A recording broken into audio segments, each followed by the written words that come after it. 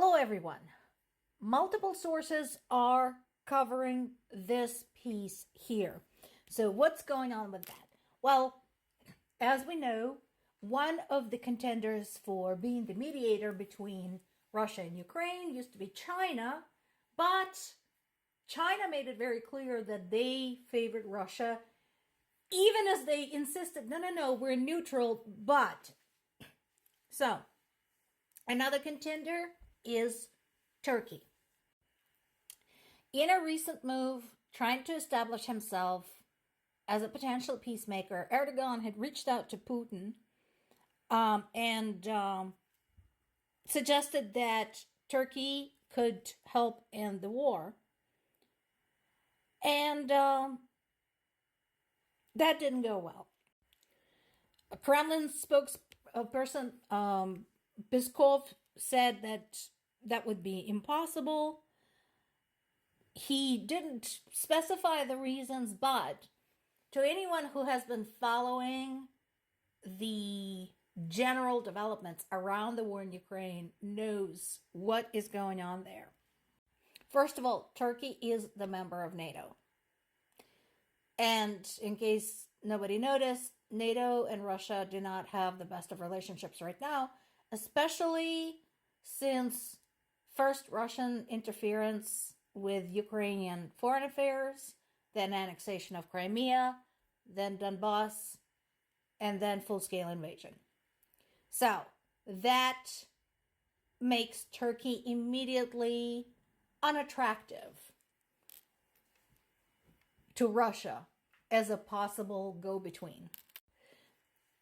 There is, however, another factor. So publicly, Turkey has been stating that it supports Ukraine as a sovereign state. But I suspect Erdogan has an ulterior motive.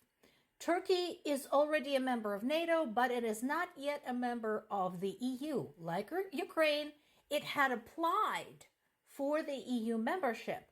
But so far, it's sort of on the waiting list until it makes certain changes in its basically running as a country.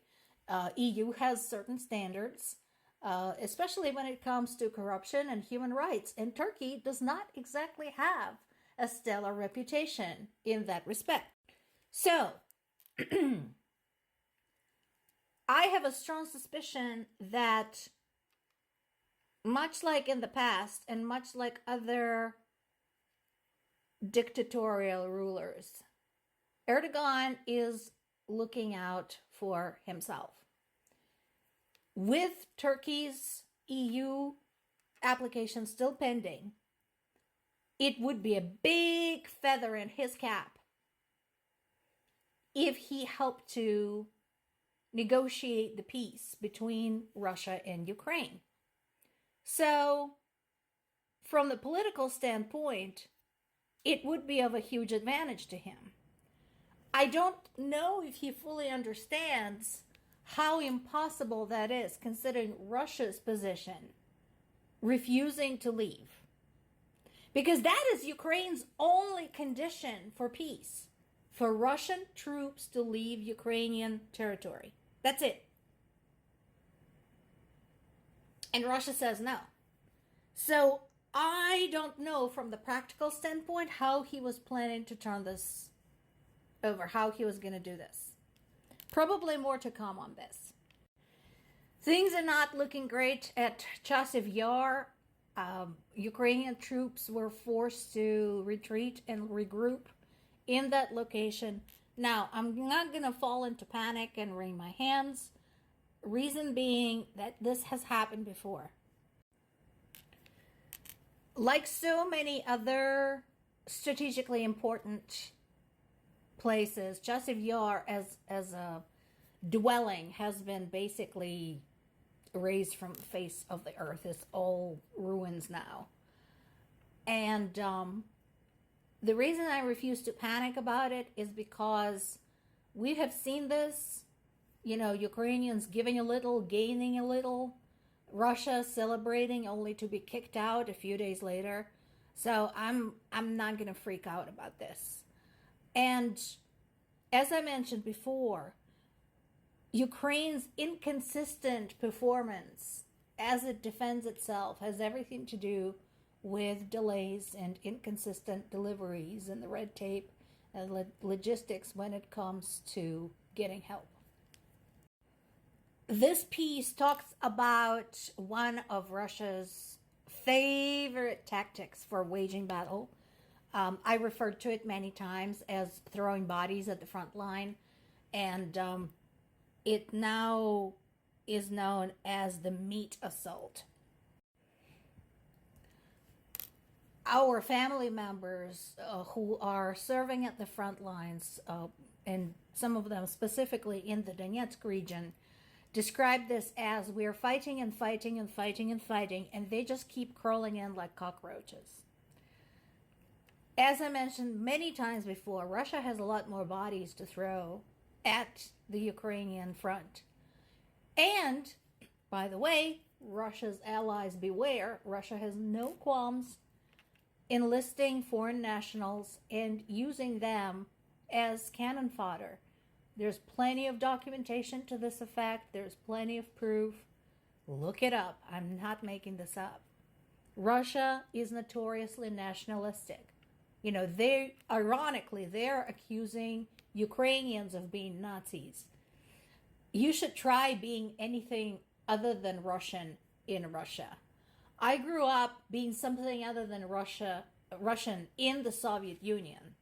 I don't recommend it. Highly unhealthy.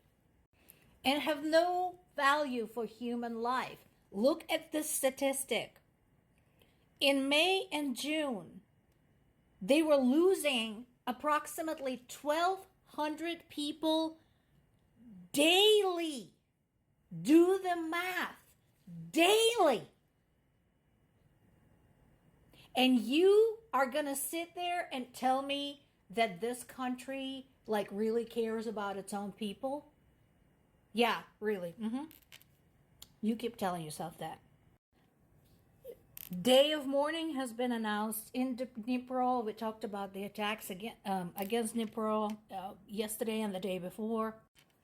So we're getting more information about additional strikes.